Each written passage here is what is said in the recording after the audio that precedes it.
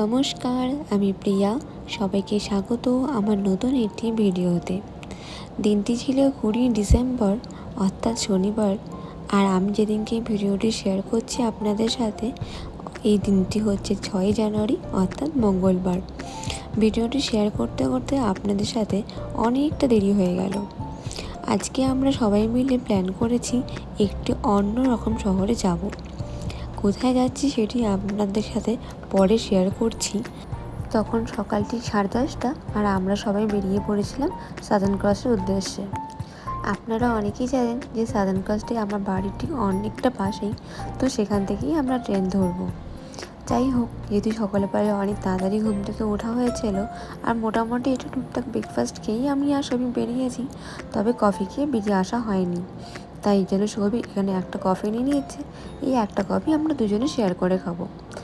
আমরা ট্রেনে উঠে পড়েছি আর এখানে কিন্তু ট্রেন একদমই অন টাইমে ছিল। এখানে সাধারণত ট্রেন খুব দেরি করে না। যদি কোনো ট্রেনের টেকনিক্যাল প্রবলেম হয় তখনই ট্রেন লেট থাকে, নাহলে আদারওয়াইজ এখানকার ট্রেন কিন্তু খুব একটা লেট হয় না। ওই জন্য সবাইকে এখানে টাইম মেনটেন করে ট্রেনে উঠতে হয়। আর যদি এই ট্রেনটা আমি একবার মিস করতাম তাহলে কিন্তু আবার সেই 1 ঘন্টার পর ট্রেন ছিল। ওইতেই সবাইকে এই ট্রেনটি ধরতে হতো, তাই টাইম মেনটেন করতে হয়েছিল।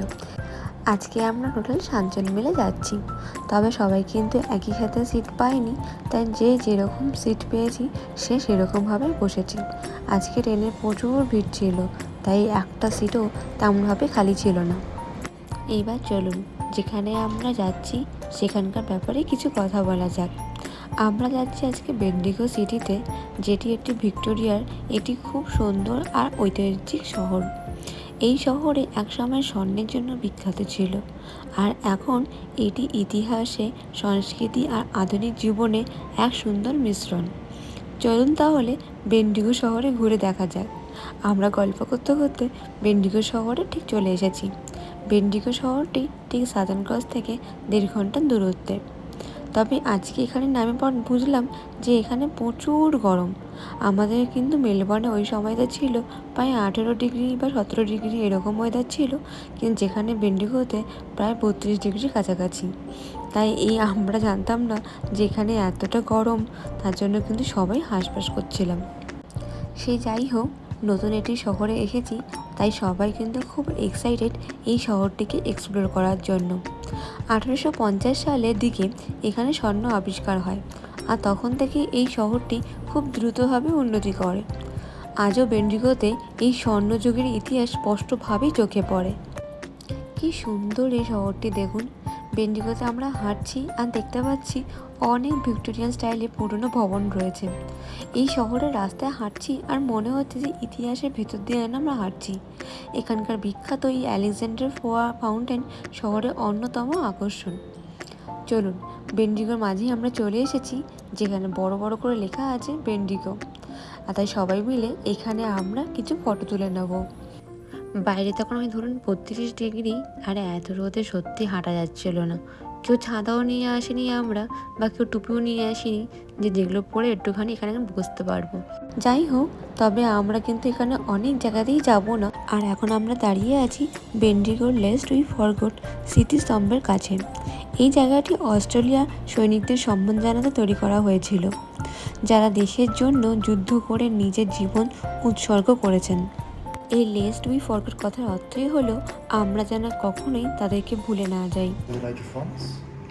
Going through the World War II. Now that section over there is focused on the war in Europe and the war in North Africa.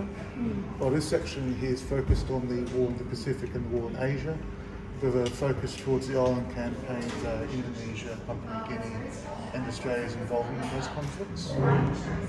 In the far corner down there. চলুন, এসে আমাদেরকে direction বুঝিয়ে দিয়েছে যে কোথায় কী আছে আর কোথায় কীভাবে যেতে হবে।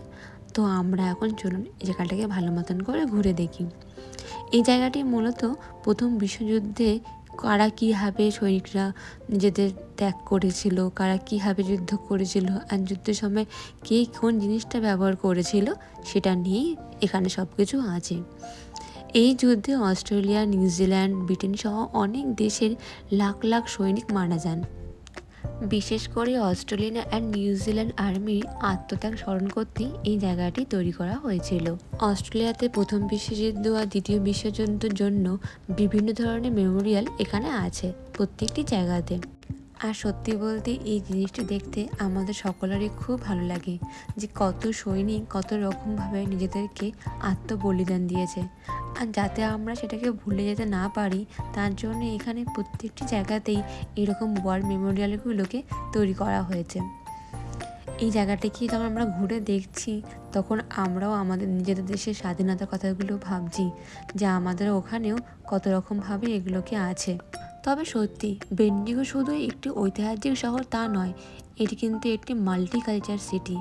এখানে অস্ট্রেলিয়ানদের পাশাপাশি চাইনিজ, ভারতীয়, আফ্রিকান ও অন্যান্য দেশের মানুষরাও বসবাস করে। বিশেষ করে চাইনিজ কমিউনিটির ইতিহাস বেন্ডিগোতে অনেক পুরনো। এই জন্যই এখানে আছে গোল্ডেন ড্রাগন মিউজিয়াম এবং প্রতি বছর ইস্টার চাইনিজ ড্রাগন ফেস্টিভ্যাল হয়, যা খুবই জনপ্রিয় এখানকার। আর শুধু কিন্তু তাইও নয়, বেন্ডিগো সিটি কিন্তু শিক্ষার দিক থেকে অনেক এগিয়ে আছে।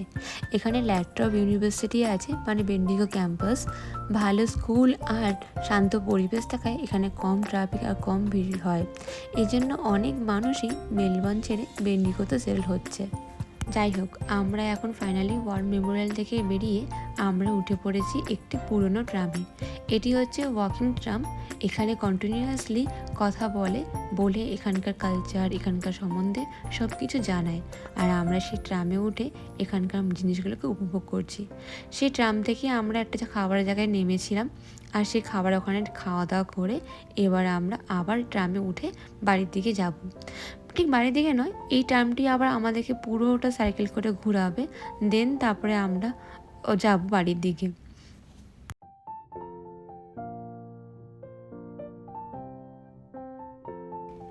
এই ওয়াকিং ট্রামটা কিন্তু খুব দারুণ লেগেছে।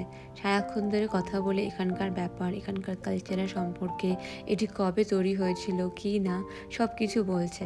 আর সঙ্গে আমাদের এখানে হাসাহাসি, আড্ডা, মজা করা খুব ভালোভাবেই চলছে।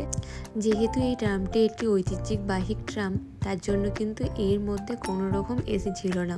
আর যেহেতু বাইরে প্রচুর গরম, তাই কিন্তু সবারই একটু কষ্ট তো হচ্ছে বটে। এই যে চার্চটি, এটি অনেক পুরনো মনে তো হচ্ছে বেন্ডিগোতে, কিন্তু এখানে আর যাওয়া যাবে না, কারণ এই চার্চটির মধ্যে কোনো না কোনো কাজ চলছে। যাই হোক, তবে আজকের ভিডিওটি এত অবধি। দেখা হবে অন্য একটি ভিডিওতে। ততক্ষণের জন্য আপনারা সকলে ভালো থাকবেন, সাবধানে থাকবেন। ভিডিওটি ভালো লাগলে একটি লাইক, কমেন্ট আর শেয়ার করে যাবেন।